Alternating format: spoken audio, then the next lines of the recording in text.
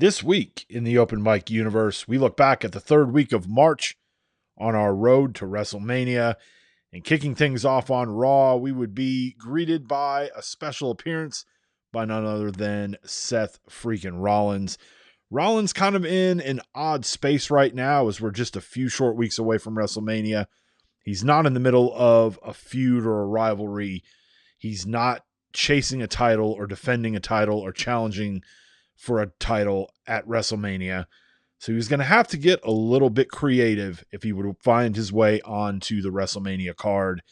And so he came out on Raw and he issued a challenge. And it was a very special challenge. And if you look back at Seth Rollins' career over the years, he's had some big moments at WrestleMania. He's won some major titles at WrestleMania. You could almost say he's a modern day Mr. WrestleMania. Rollins would come out and challenge the original Mr. WrestleMania, none other than the Heartbreak Kid, Shawn Michaels. Shawn, who's been retired for many years. Going to be interesting to see what Shawn Michaels' response is to that very challenge. Then our first match of the night saw Oba Femi make quick work of Baron Corbin as he would pick up the victory here in our opening match. And then Kevin Owens attacked again by Gunther for the third week in a row. These two will meet at WrestleMania for Owens' European Championship, but Gunther just will not let up on Kevin Owens.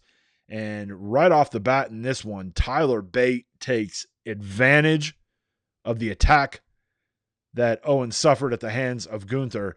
And it kind of looked like our European champion might be in a little bit of trouble, but eventually he would weather the storm, come out, hit a swanton, get the cover, and get the victory. Some might say maybe Owens deserves this after some of the hell he's put some superstars through over the years, but pretty soon these two will meet in just a couple weeks. And then we had tag team action, Bobby Lashley and Ricochet taking on the Trick Mellow Gang. We saw last week a little bit of miscommunication, these two not being on the same page. And this week, Ricochet just turns his back completely on his tag team partner and leaves him high to dry in the ring, leaving Lashley to have to fend off both Trick and Mellow in a handicap match. And give credit to Lashley. He did try to fight back, try to win this one on his own, but in the end, just not able to overcome the man disadvantage that he was at. And Mello would put Lashley away for the 1-2-3. You got to think this is not going to sit well with our WWE United States champion, Bobby Lashley. And then in our main event, we had Dragunov, Ilya Dragunov, the Mad Dragon, taking on the returning Brock Lesnar. Dragunov, who begged WWE officials to reinstate Lesnar after we've seen Lesnar over the past 2+ weeks just attacking not only superstars here on Raw, but also on SmackDown, Nitro, and Thunder.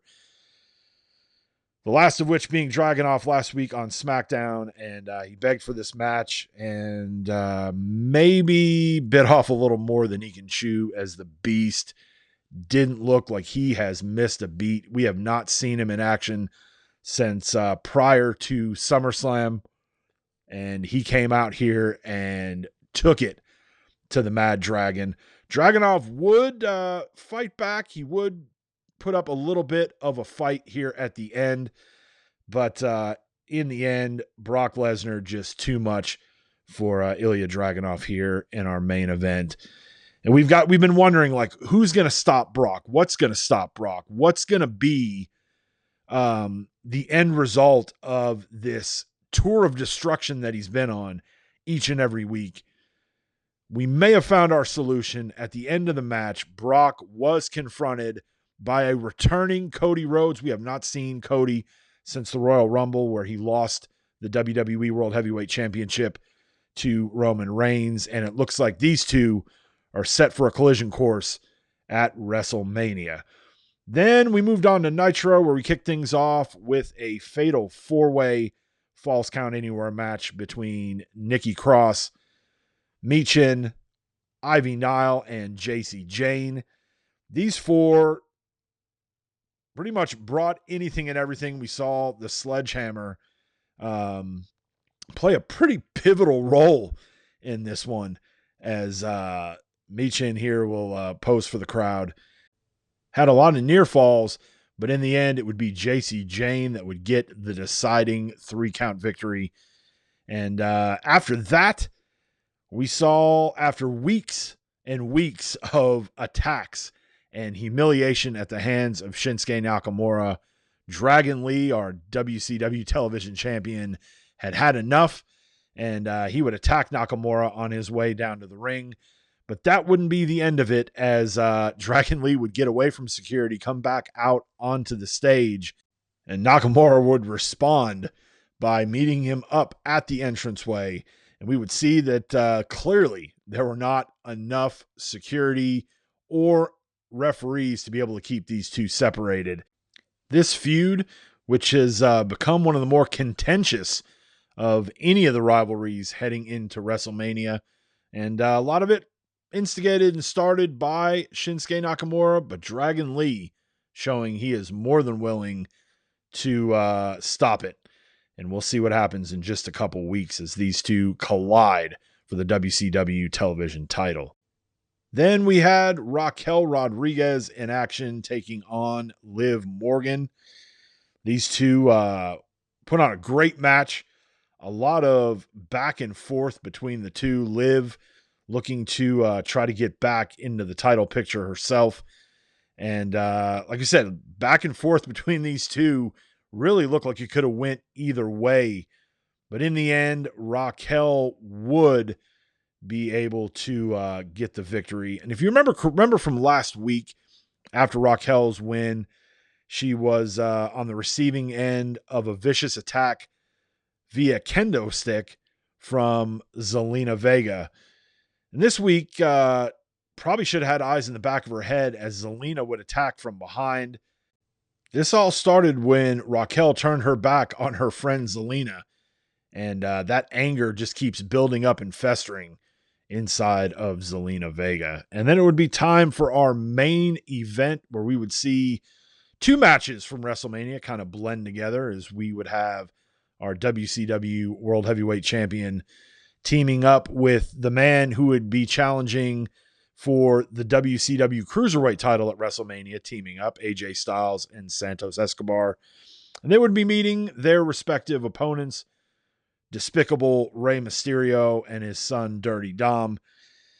And these four brought it. This was a hell of a main event. All four guys really showcasing what they do best.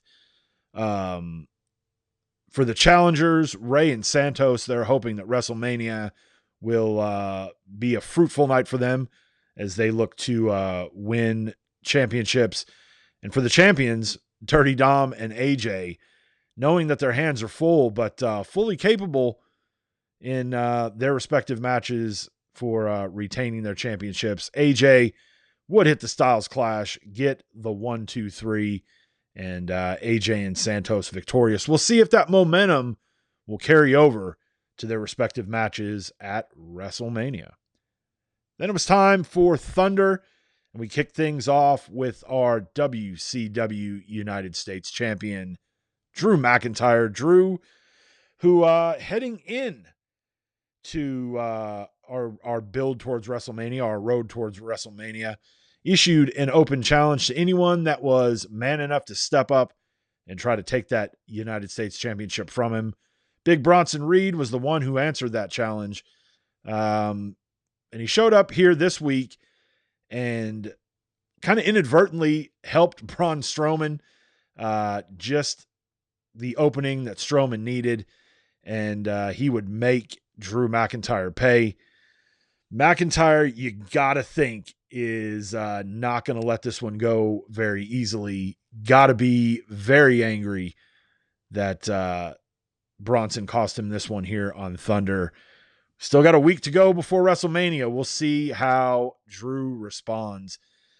Then in kind of a warm-up for his submission match with the Hall of Famer Kurt Angle at WrestleMania, Chad Gable would have a submission match against Brutus Creed, one of the more decorated amateur wrestlers on the roster right now. These two would go back and forth exchanging submission attempts. But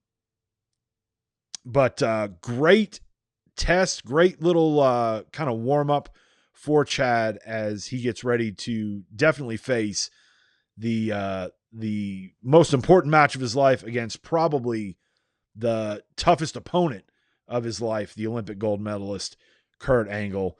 Next week, Gable will meet Julius Creed in another submission warm-up match. Then we would have a match between one half of the WCW Tag Team Champions, Kofi Kingston, taking on one half of the challenging team that the New Day will meet, Ridge Holland. And these two kind of went back and forth. We saw the amicable handshake to kick things off, but in the end, it would be Kofi Kingston coming away with the win. Next week, it'll be Sheamus and Xavier Woods in singles action.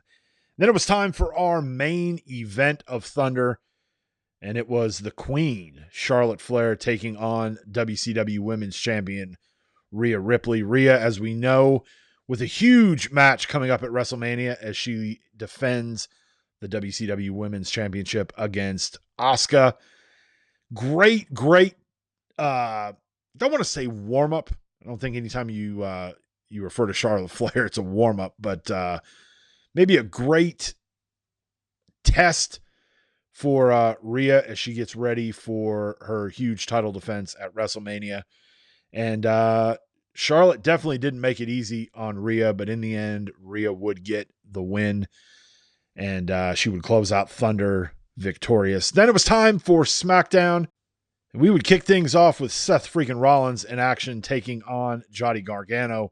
Still waiting on a response, on an answer from Shawn Michaels to Rollins' WrestleMania challenge.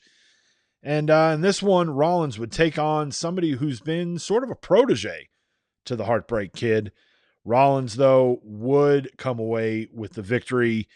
And when this one was done, he would get that face-to-face response. Shawn Michaels accepting the challenge. These two will meet at WrestleMania. Then we had Giovanni Vinci and Tama Tonga in singles action. These two will be colliding at WrestleMania with their respective teams. The newest members of the Bloodline, Tama Tonga and Tonga Loa, taking on Imperium for the WWE Tag Team Championships. And then we had our WWE Women's Champion in action, Bianca Belair, taking on Bayley. Bianca, as we know, set to face Becky Lynch at WrestleMania. And I think we saw in a lot of our shows, a lot of our champions and a lot of our competitors that are involved in big WrestleMania matches, not kind of resting on what they've got ahead, still putting in the work, still challenging themselves with high quality opponents. Bianca really testing herself here against the role model. Bayley put up a great fight, but in the end, it was Bianca Belair who was victorious, as she would get the 1, 2, 3 and defeat Bayley here on SmackDown. Then it was time for our main event, and kind of similar to what we saw on the WCW side, same sort of match would apply here. We've got the World Heavyweight Champion Roman Reigns and the Intercontinental Champion Solo Sikoa teaming up to take on their two challengers at WrestleMania, Randy Orton and LA Knight. This one did not disappoint. Lots of back and forth. We saw a lot of near falls from both teams. Saw a lot of finishers hit that didn't put away opponents. You don't see that a whole lot, but when you get four of some of the top guys on any roster in the world in a match, you know that you're going to have to take out all the stops if you want to come away with a win. I think we are in for a big treat when it comes to WrestleMania. And I know I'm looking forward to what these four are going to bring come WrestleMania. Randy would hit the RKO and get the pin for his team. Thank you guys so much for watching this week's episode. If you're enjoying the content, please like, subscribe, leave a comment down below. And with WrestleMania right around the corner, why not join us live? Head on over to Twitch, twitch.tv/Open Mic Network. Thank you guys for watching. We'll see you next time.